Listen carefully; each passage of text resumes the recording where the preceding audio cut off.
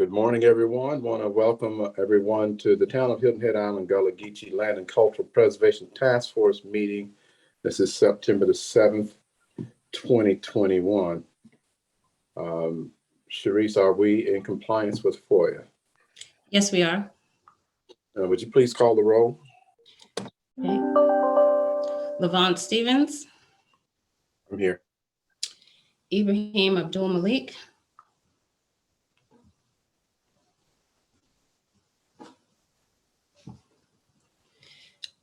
okay, he looks like he's here, just on mute. Martha Davis, Here. Palmer Simmons, Morning, I'm here. good morning. Shawnee Green, Teresa White, John Campbell, looks like he's here, just muted. Mark O'Neill, and Tom Hens. I think he's running a little late, so we'll be in. Okay. Okay. Well, while we have a minute, I definitely want to welcome members of our town council who are with us. I saw quite a few names. The Councilwoman Becker and Councilman Ames and Councilman Lennox and Councilman Brown. Thank you so much for joining us and any of the other officials that may be present. We do have an agenda and I need a motion to approve the agenda. I'll make that motion. Thank Second. you. Thank you, Mr. Campbell. I have a motion and I have a second. Are there any opposed or any revisions?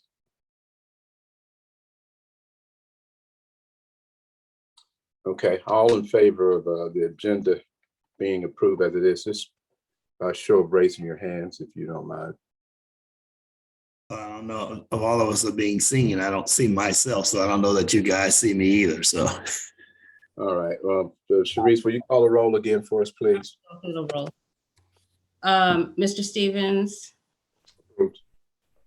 Mr. Malik, Approve. Ms. Davis, Approve. Mr. Simmons, Approve. and Mr. Campbell. Here. Okay, thank you so much. The motion does carry unanimously for those of us who are here. We have the minutes from the August 2nd meeting, and I need a motion to approve those minutes from the August 2nd meeting as well. Mr. Chairman, I don't think I got a copy of those. I'm sorry? I don't think I was sent a copy or don't recall receiving a copy, so I don't know that I'll be voting on those.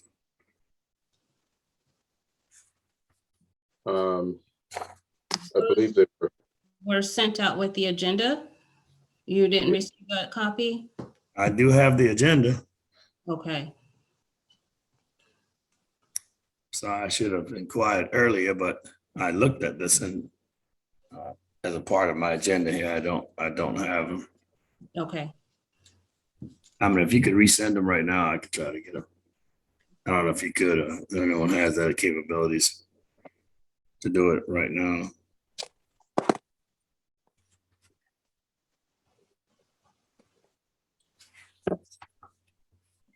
I'm not sure I can do it at this moment, but can we go ahead and try to approve it? I'm sorry that you didn't receive those, Mr. Simmons. All right. Okay, I would entertain a motion to approve the agenda from the minutes from the August 2nd meeting.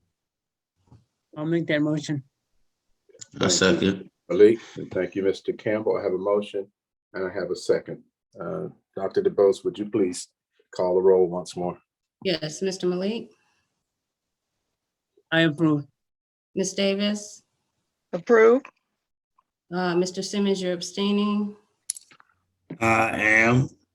And Mr. Campbell Approve. and Mr. Stevens. Approve. Okay. Okay. The next item I have on the agenda is citizen comments. Yes, public comments concerning the agenda were to be submitted electronically via the town's open town hall portal. There were no comments of record. In addition to commenting on the portal, citizens were provided with the option to sign up for public comment participation by phone during the meeting. There were no callers. The open town hall portal and the public comment registration closed at 4:30 on Friday, September 3rd, 2021. Okay, thank you. So we have no callers and we have no comments submitted. All right, our next item on the agenda is discussion items for a committee report on proposed street names in historic neighborhoods. Yes, sir, Mr. Chairman. I would like to do a recap. If you remember, Fire Chief Brad Tadlock and Deputy Fire Chief Johida Pfister made a presentation at our August meeting about the addressing process in historic neighborhoods. So when a new home is built or placed, it requires an address. And this can be a challenging process, particularly in the historic neighborhoods, because those are the areas where people are constantly adding homes. So with roads that serve more than 2 homes, the road must be named so that they can be located by emergency services or, your home delivery services. Amazon needs to know where to find you. So for roads, driveways, road names can be approved at the staff level, but road names for easements need to be approved by the Planning Commission. So the goal for the historic neighborhoods is to develop a list of road names that reflect the history and character of the Native Island community, the historic neighborhoods for the homeowner to choose from. Also keep in mind that homeowners have, they can choose their own name. It's something that's personally tied to them, but this just gives an option if they just don't have, if they can't make a decision on a name for themselves. So at the August meeting, a committee formed to help in coming up with those names. And with the task force approval, this list of names can be sent to Beaufort County to be vetted because they need to check all of Beaufort County to make sure there are no names that are the same or similar. So now I will turn this over to the committee to present their ideas and their names. Okay, so and who all's on that committee? On the committee is Shawnee Green, Ibrahim Abdul Malik, Palmer Simmons, and John Campbell. Was there someone that was kind of taking the lead on this, or were we just kind of following your lead? Well, I got names from Ibrahim and from John Campbell. And so I will turn it over to them because they took leadership of the committee. Okay, thank you. I would respectfully yield to John Campbell. And then add any comments that I have after him, if that's okay with him. Oh, yeah, go ahead. I don't have that list right in front of me, but I do remember some of the names that were on my list was Benier, Come Here, Benny, Bateau, and it was a very short list. And I think that was it. I only had like about 4 or 5 names on my list. Okay, I have there we go on the screen.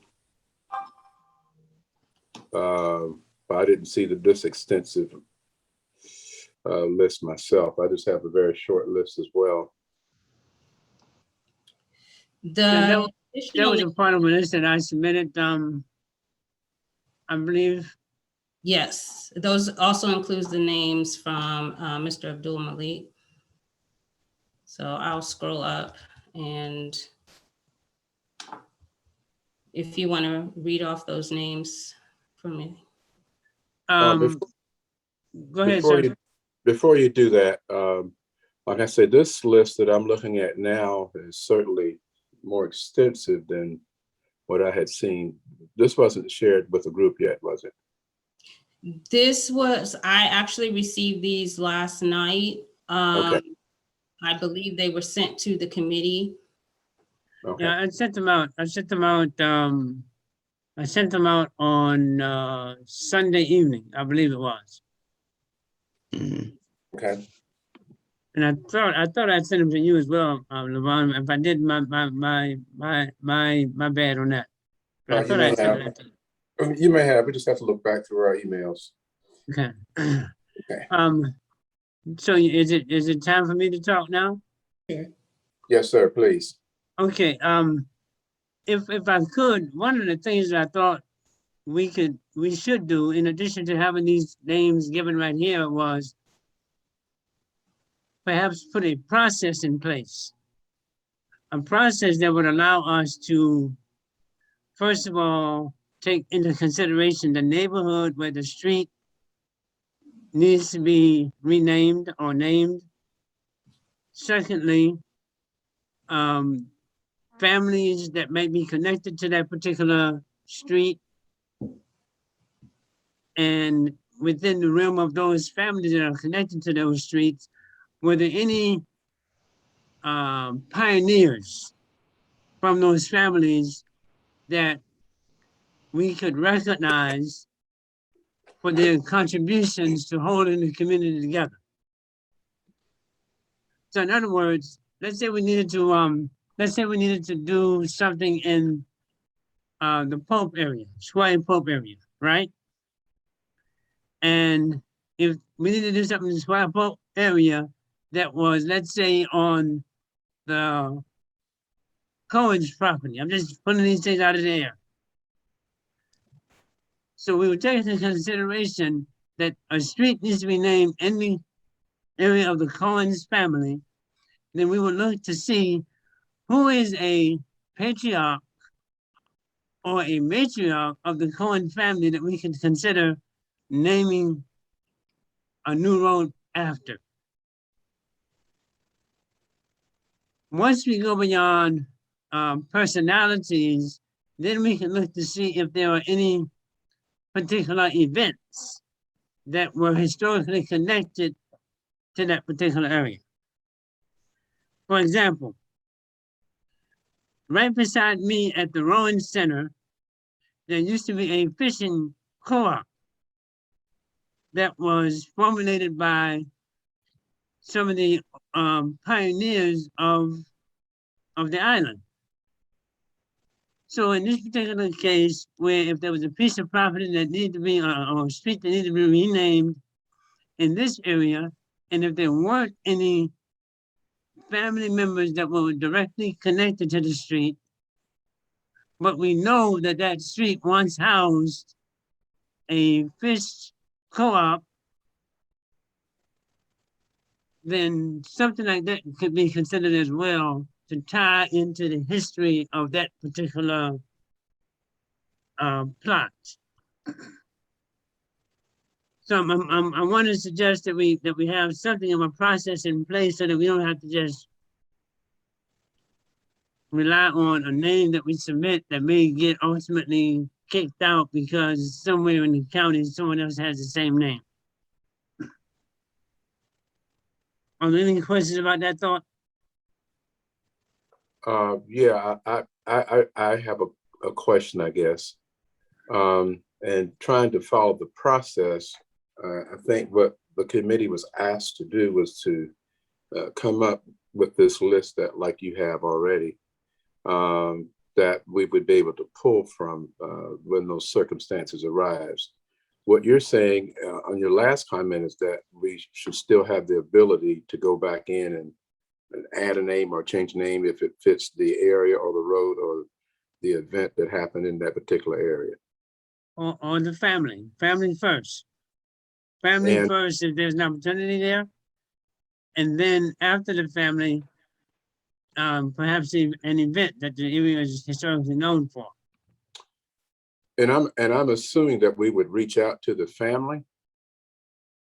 We all may not have all the information about the family itself, but we certainly want to have the family's blessing and approval.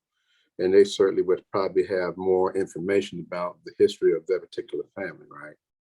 Now, Well- keep in mind that the family can has the option to provide the name of the road, but if they say, I don't have a name to come up with, these are the suggestions that they can pull. Addressing likes you to have 3 names, just in case one of those names do not work out. So at least you would have the other ones to pick, and then they will confirm with you before actually assigning the name. That's how the process works. Yeah, and I guess where I was going with that, I certainly want the community and the family to be involved in that so that there are no surprises when a name is picked. So they will be aware and being able to have an opportunity to have some input, right? Yes. And the family would be involved from almost, I mean, the family would have to know that if they're adding something, a parcel to their land, that the possibility for them to rename the parcel will be presented to them, so they'll be involved. Okay, I mean, yeah, that's definitely my question. Yes, sir. Okay. So I have a list of names here that came to mind as I was thinking about this. And I'll just go down that list if that's what you're asking for. But I mean, everybody has access to that list? Yeah. I believe it's up on the screen now. Okay. All right. So I have the terms that I did, prospective names that I have suggested are Breezeman's Way, Runaway Trail, Family First, Reunion Road, Preacher's Stand, High Praises, Shout Down, Praise House, Saltwater African, Tater Bank, Shade Tree, Bull Grape, Sweet Tea, Smoke House, Hunter Chillin, Hunter's Haven, Saltwater Creek, Springtide, Creek Rising, Preacher Man, Swampy Lane, Bogging Down, Cutter Drive, Sweetgrass. I think that's from somebody else. Yes. So, yeah, that's Yeah, those it's on the other list. are Mr. Campbell. Okay. Canning Lane, Fisherman Row, Captain's Cove, Water Waiter, Castnet Cove, Enterprising People, Hunter Way, Shrimpers Haven, Sunday Sup, Moontide, Springtide, Gildnet, Shared Freedom Space, Treed Hoon, Juke Joint Drive, Sanctified Place, Geechee Umma, Brethren House, Sisterin House, Hairdresser Lane, Battle Builder, Oysterman Reef. And I think that was what I had. Yeah, and then Farmers Row was the last one I see on the list. Farmers Row. Okay. Okay, we have any questions for the committee?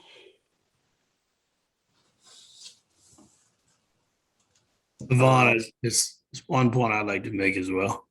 Yes, sir, please. Yeah, one of the questions that came up on the list was the current streets that was still unnamed, and we tried to the portion that Shani and I worked on talked about was Johanna, when she mentioned some streets that are currently unnamed. We didn't know what those streets were, so that we could have tried to directly work on those streets now. So I guess we still need to try to find the unnamed streets that are currently out there. I don't know that we actually got an opportunity to get those current unnamed streets and try to assist with those that are currently needing to be named. Yes, sir. I can definitely ask fire rescue where those streets would be located and try to work with you on getting that information. Okay. And just to follow up on Mr. Simmons's question, this effort is for prospective names only in historic neighborhoods, Dr. DeBose, or just island-wide, or would it be an opportunity if there were, I don't know that there are streets anywhere else besides the historic neighborhoods that are unnamed? That would be another question for fire rescue if there are unnamed streets outside the historic neighborhoods. I don't have that information, but I believe that this process for finding just a list of names to choose from is for the historic neighborhoods. Okay.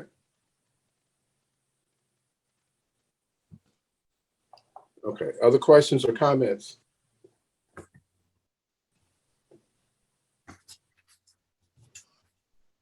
Okay, I want to thank the committee for working on this, and we'll continue to get that information. I do believe that, as I recall, fire and rescue are very anxious to get these names in place because they're trying to do some things even as we speak.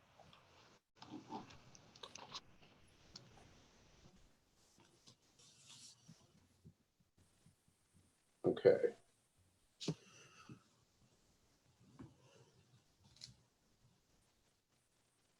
I'm looking for my agenda. And next you Okay. have. Yeah.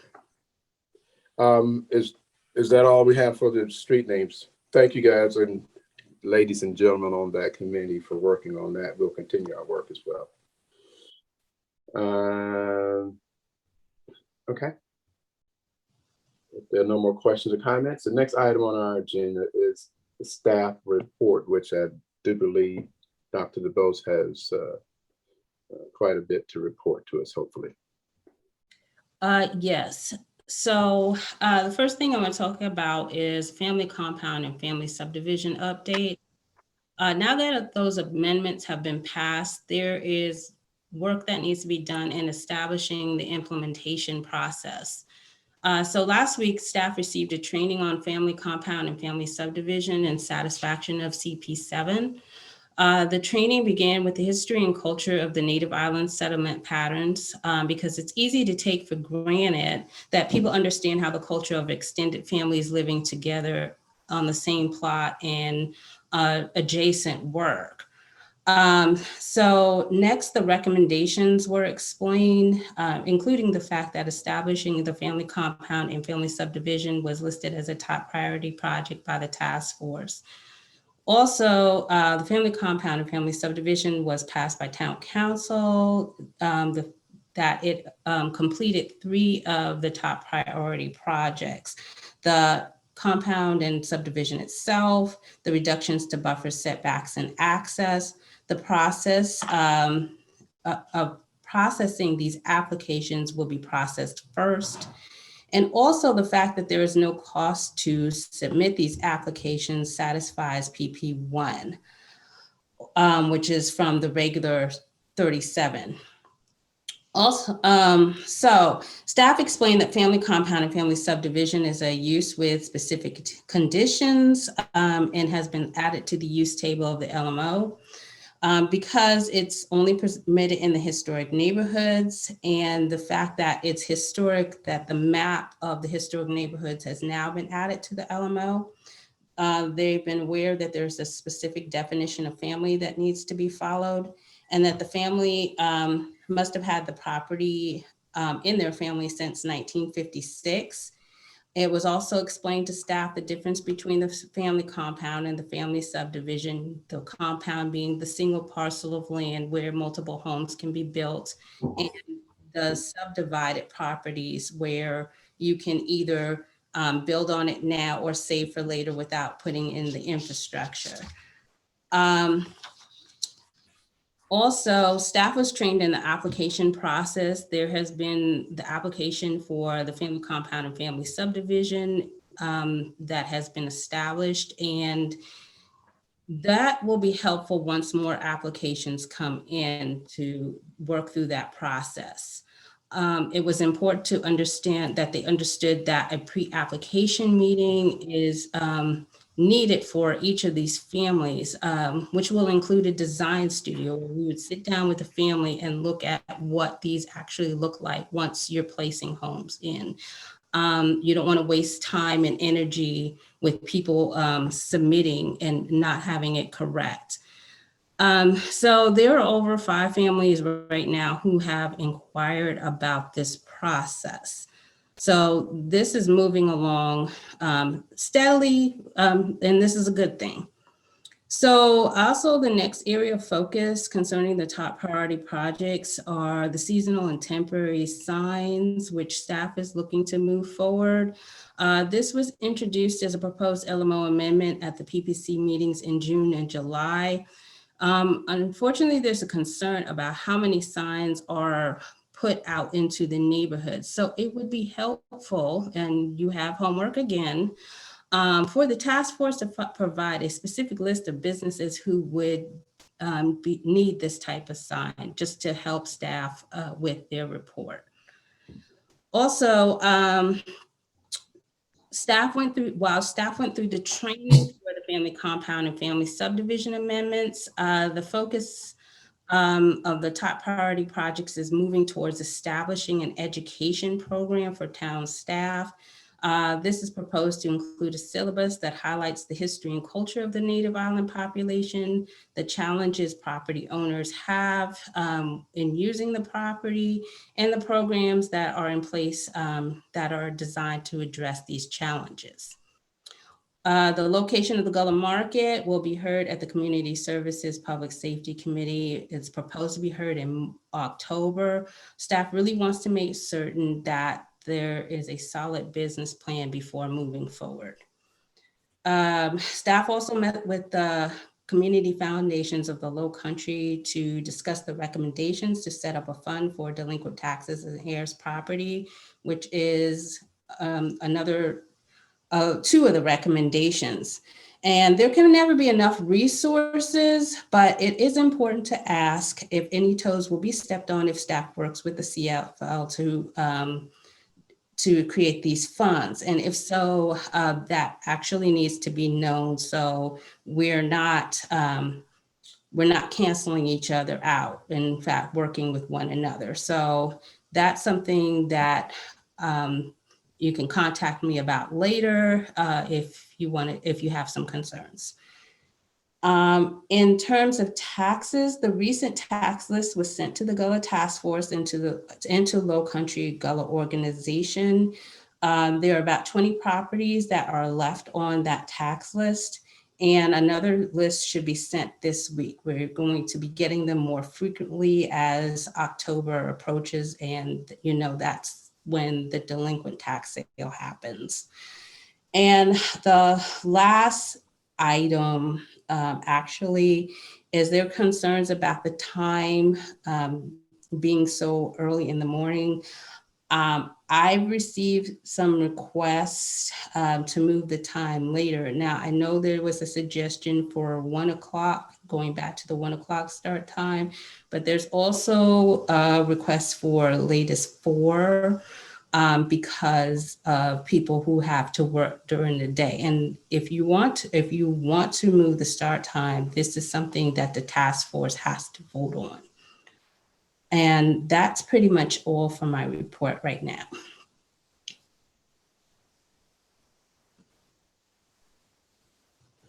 You're on mute.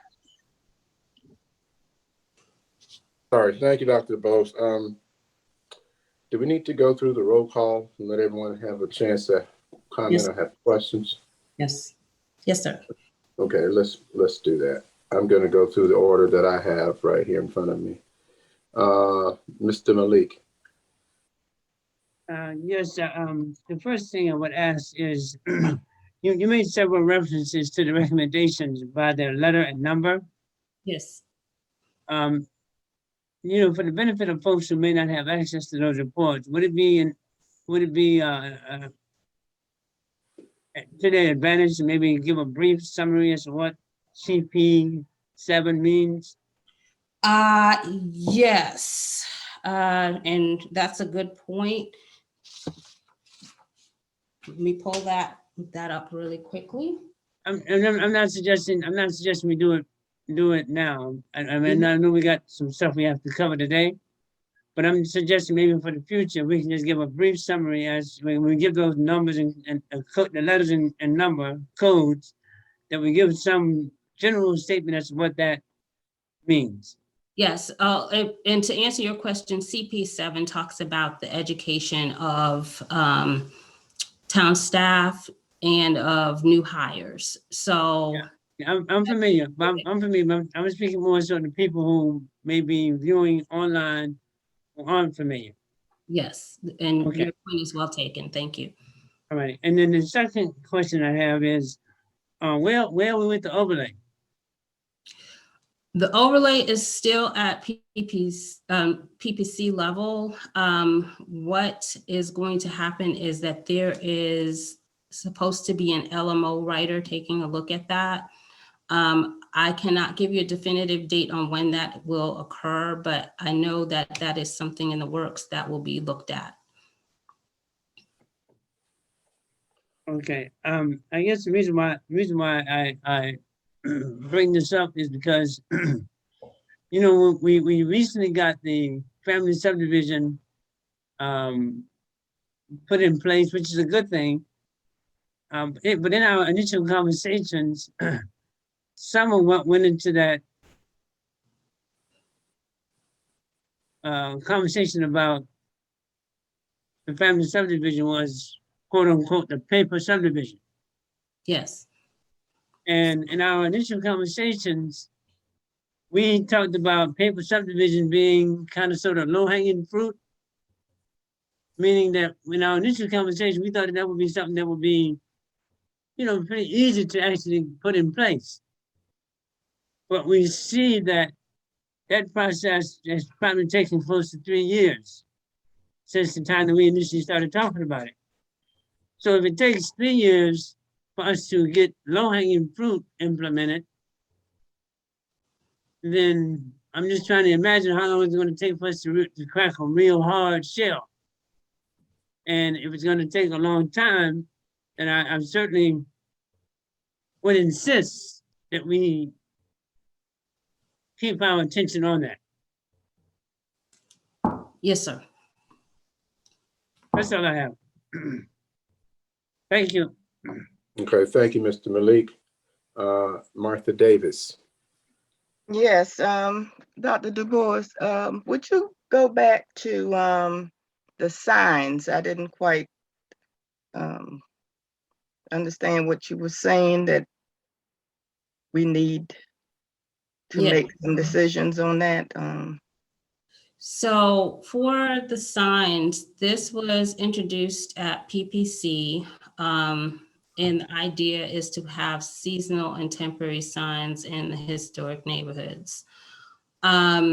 What staff is asking for is for businesses that would actually need those seasonal and temporary signs. Like if you know of a business that really needs this amendment, this would be helpful just to have for staff information.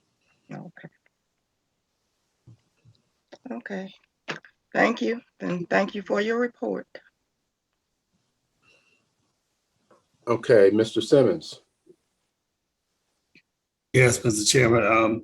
I guess I want to take a quick from Ibrahim's comment about the paper subdivisions. I'm not sure where we have the family compound and the family subdivision already in place. I'm not sure that sort of supersedes the paper subdivision at this point.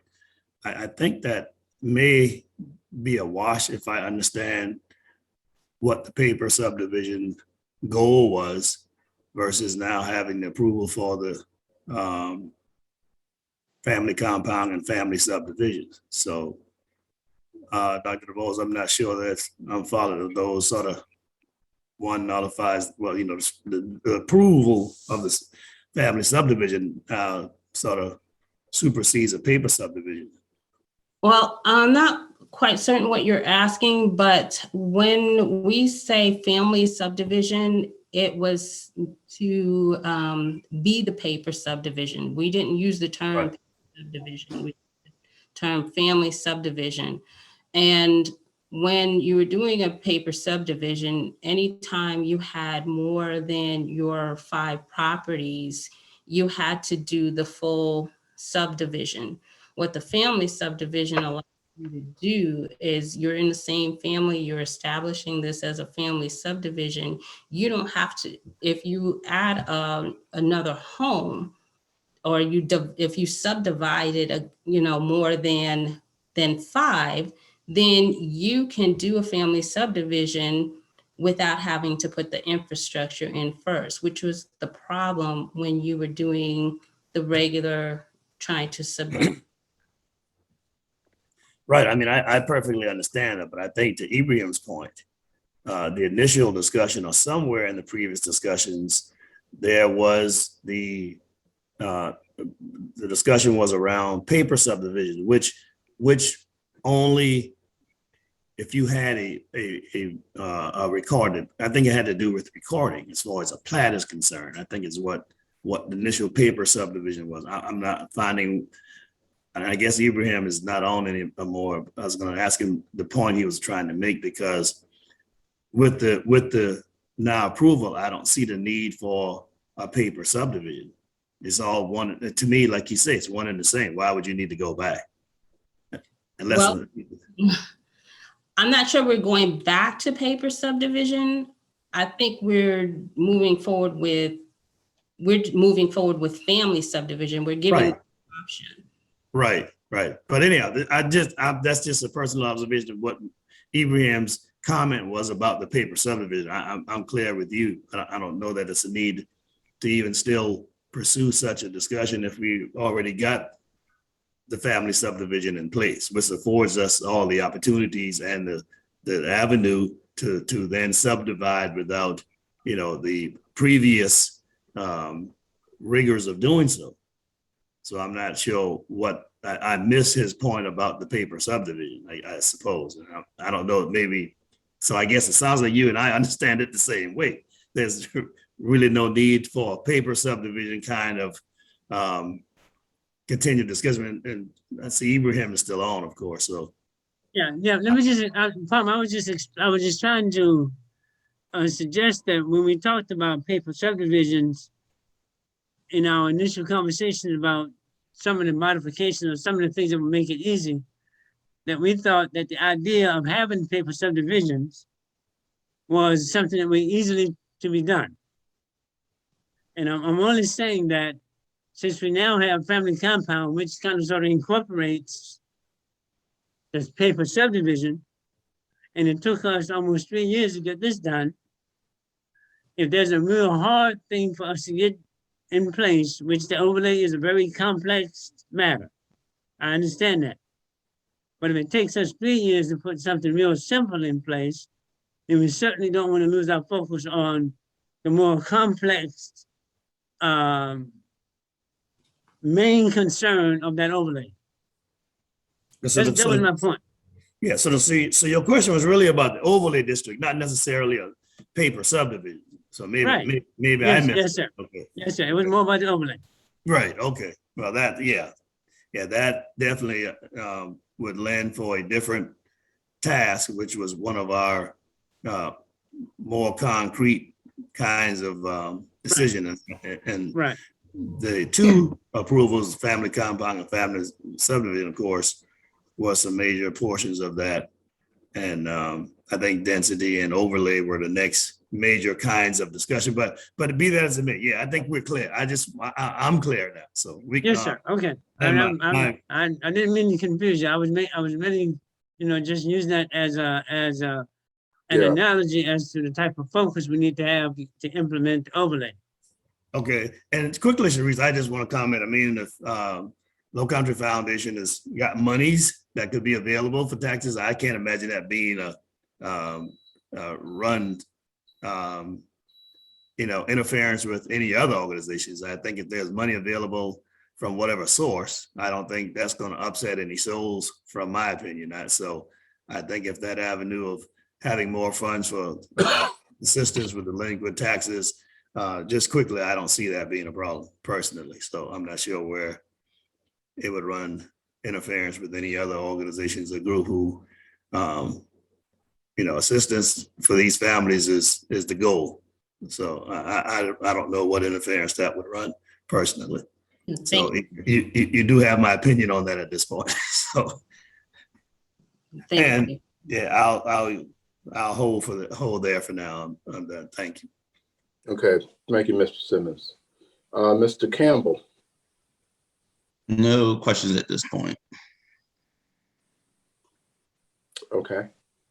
I have a couple of observations and maybe some information that might help us, I think, in some way.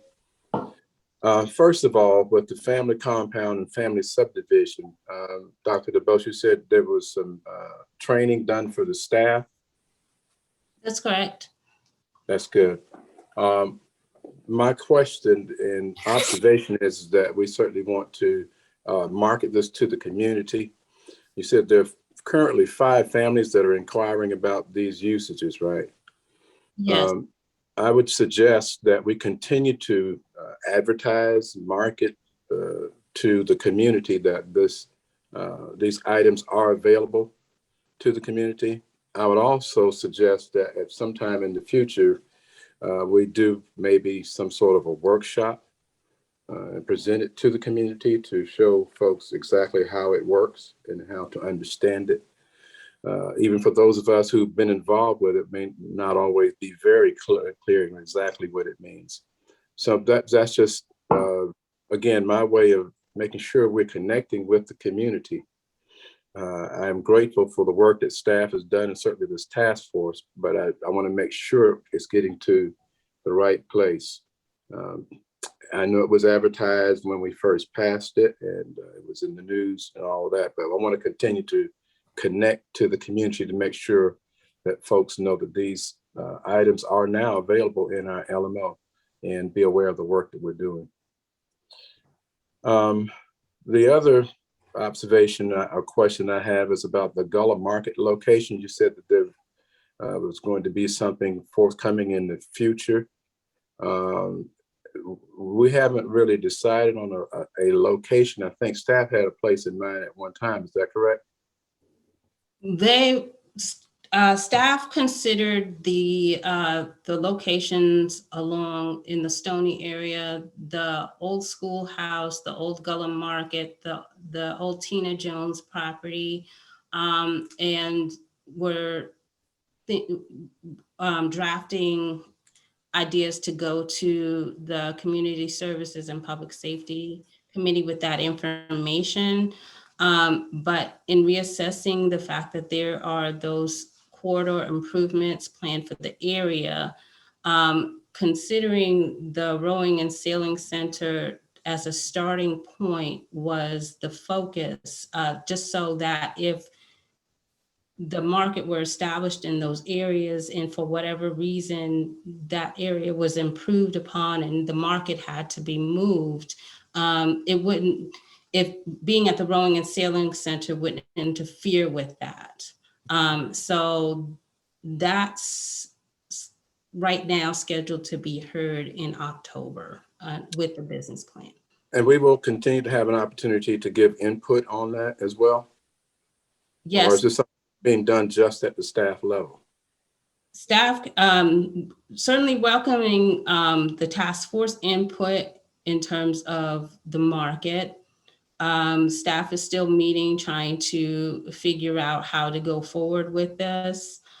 But again, this is a starting point and then reassess if the market is successful, considering moving to another location that would support the success.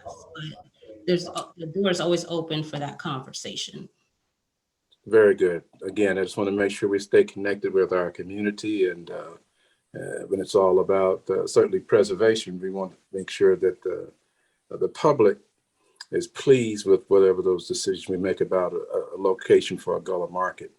And I am aware of some of the improvements that are being discussed now throughout the Mid-Island and the corridor here on the island. So I just want to make sure that this task force stays involved and is aware of that.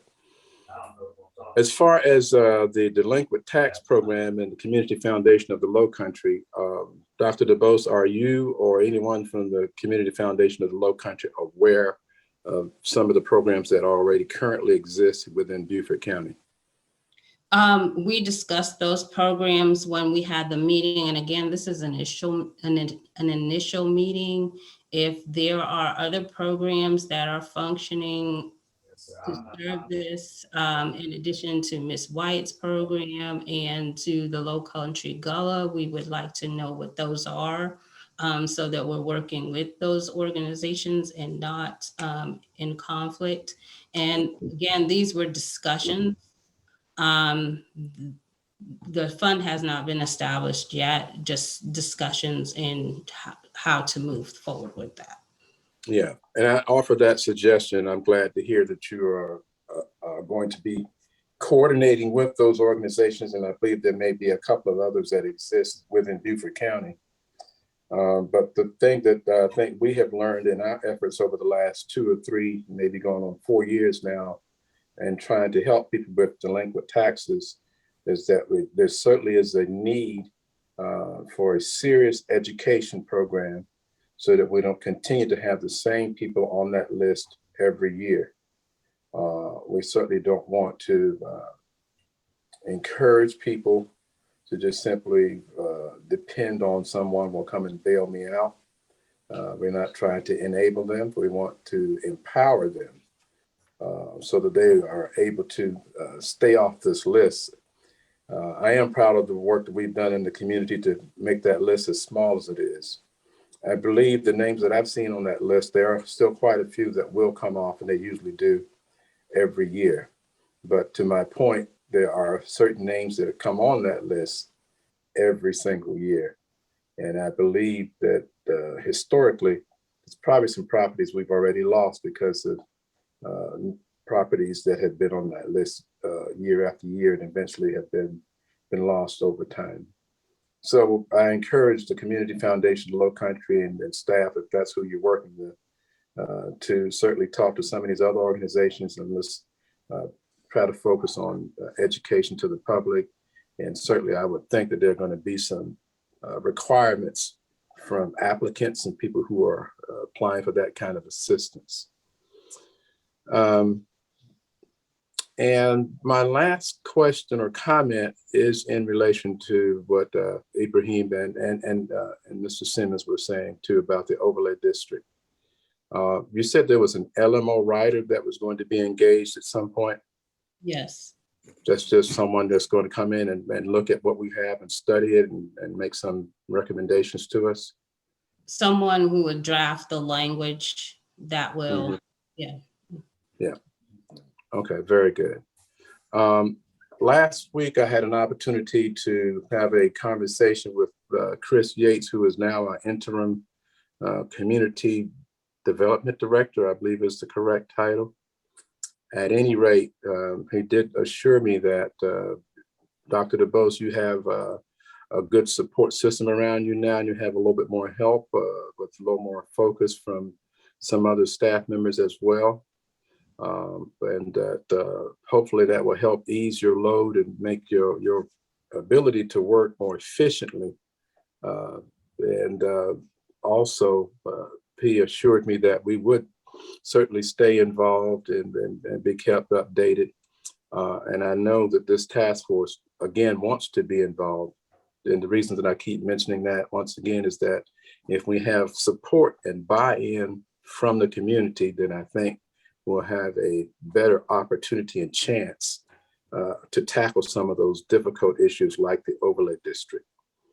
When I speak of the community, I'm not only talking about the historic neighborhoods, as you well know. Items like that will certainly get the attention and need the approval of the entire community, and those members who are with us on town council certainly understand that. The more we can, I want to say, advertise, publicize, bring awareness, education to our community.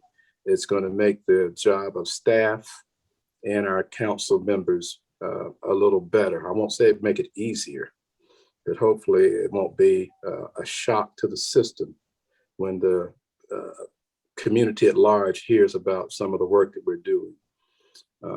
I know we always think that maybe people are paying attention, but usually nobody's paying any attention until it affects their neighborhood directly.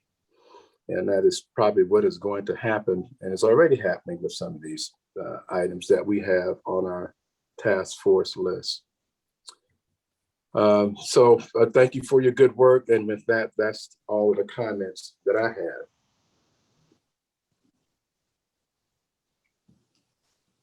Mr. Chairman, this is Tom Hens, and I apologize that I came on late and unfortunately I'm going to have to leave early. So I'd like to ask, and Dr. DuBose, I missed your comments on the possibility of changing the meeting schedule. Is that something that the committee would consider? That is up to the vote of the committee. The date and time was passed as an official calendar. So if you want to change the time, you would have to vote on it as a committee. I'm glad you brought that up, Mr. Hens. Thank you for joining us. Is there a possibility, Sharice, to schedule meetings that may be at different times? Does it have to be consistent all at the same time? Last month, I talked with some of the members about possibly even doing a meeting out in the community in the afternoon at some other venue. So do we have the ability to be flexible with our meeting schedule? That's something I would have to check into. I know that there's a lot of moving parts when it comes to setting up meetings, particularly when it's done virtually. So I would have to check on the availability of those different items or mechanisms that would be in place for that. But the reason why the times are consistent is just to make sure that you have the staff and the support needed for those times. And Mr. Chairman and Dr. DuBose, I would offer, if you want to have those meetings periodically in the community, I would offer the Hilton Head Island campus of USCB. It's a wonderful place to meet, and we can accommodate those that can't be here in person, because we can have the meetings live for those that need to watch it on virtually versus live. So I'll put that offer in there. Okay. Thank you, Mr. Hens. You have other questions or comments? Okay, anyone else? Okay, Dr. DuBose, thank you for your good work. We certainly encourage you to continue to stay empowered, and the task force is ready and willing to do what we can to support this effort going on. Thank everyone in the public for joining us, and of course our council members and staff who are present. With that, I find myself at the end of the agenda, and I will entertain a motion to be adjourned. So move. And I have a motion to be adjourned, and we did this meeting in less than an hour. That is historic. Thank you all. Have a great day.